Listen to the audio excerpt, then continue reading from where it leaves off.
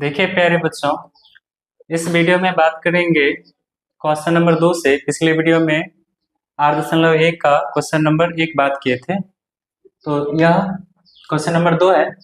अध्याय त्रिकोणमिति है।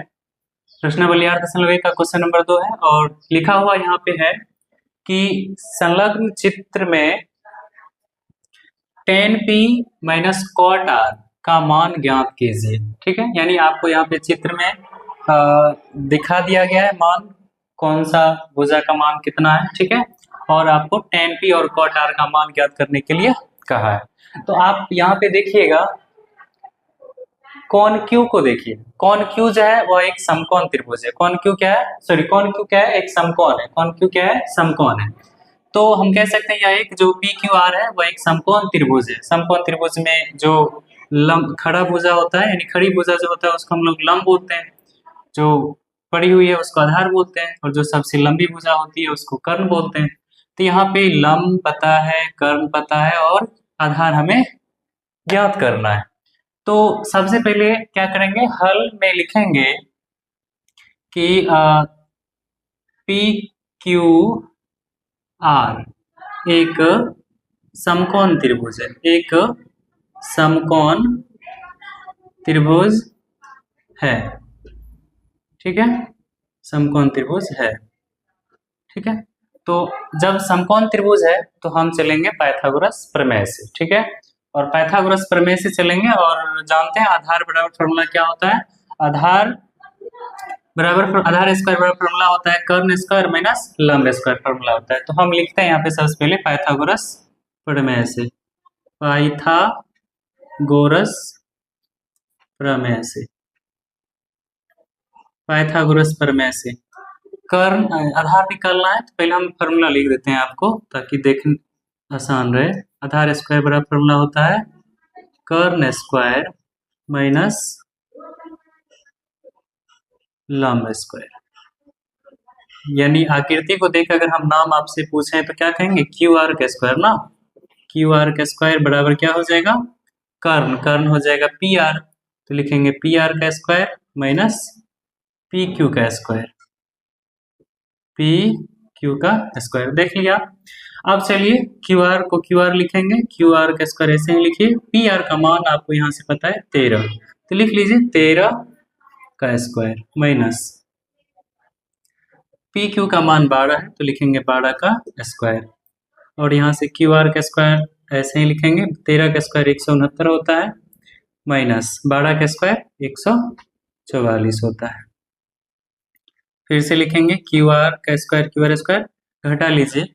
9 में से 4 जाएगा 5 बचेगा, और 6 में से 4 जाएगा 2, और 1 में से चला गया तो 0, नहीं लिखे, 25 बचा।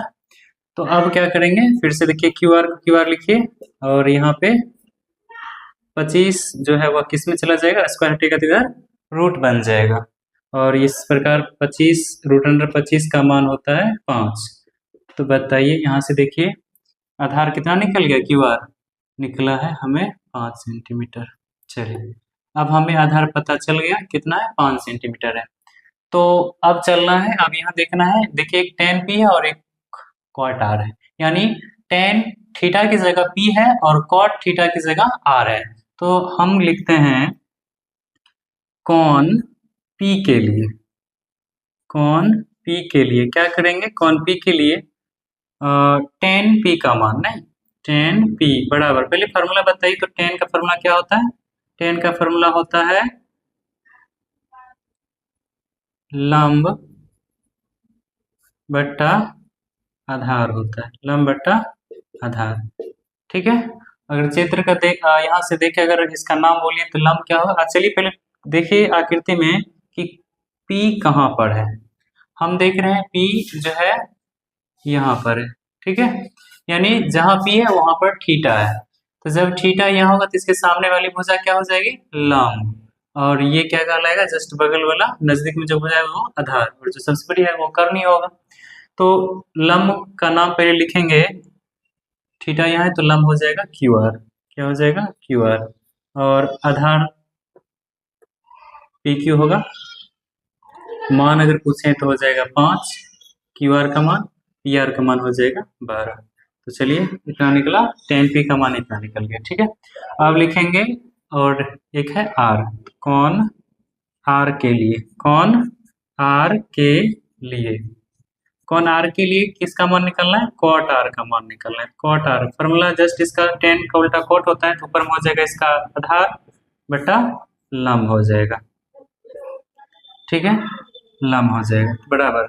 अब पहले r देखिए, r यानी cot थीटा की जगह r है, तो जहां r दिखेगा वहां पर थीटा होगा। अब ये थीटा जो कहाँ आ गया, यहाँ r के पास आ गया। ठीक है, यहाँ पर थीटा है, तो जब थीटा यहाँ है तो इसके सामने वाला भुजा लंब, और ये जस्ट इसके बगल वाला जो नजदीक में भुजा वो आधार, और जो सबसे बड़ी भुजा है वो क्या होगा, कर्ण होगा।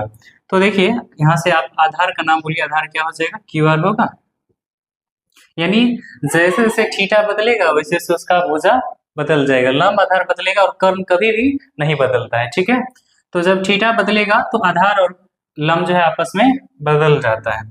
तो यहाँ पर देखिए r हुआ, तो r यहाँ पर है, तो ये बगल वाला नजदीक आधार है और ये लंब है, तो इसका पहले आधार बटा लंब लिखेंगे क्यू आर बटा पी आर। मान क्यू आर का मान 5 हो जाएगा और फिर r का मान सॉरी पी क्यू का मान 12 हो जाएगा। इस प्रकार हम tan p और cot r का मान निकाल लिए हैं। अब जो देखिए जो निकालना था उसको चलते, इसलिए लिखते हैं tan p minus cot r बराबर tan p का मान देखिए कितना निकला है, 5/12, इसको लिख लीजिएगा। फिर cot r का माइनस लिखा है, cot r का मान भी निकला है 5/12, यानी 5/12 और 5/12 दोनों माइनस होगा, कितना हो जाएगा मान 0। इस प्रकार tan p minus cot r का मान आपके सामने निकलता है 0 निकलता है। तो इस प्रकार देखें हैं कि प्रश्न संख्या 2 को हमने हल किया है और बहुत इजी वे में किया है। उम्मीद करते हैं कि यह वीडियो आपको अच्छा लगा होगा, तो अपने दोस्तों में इसको एक बार जरूर शेयर कीजिएगा और ऐसे ही वीडियो आपको मिलते रहे, इसके लिए एक बार चैनल को सब्सक्राइब जरूर कर लीजिएगा।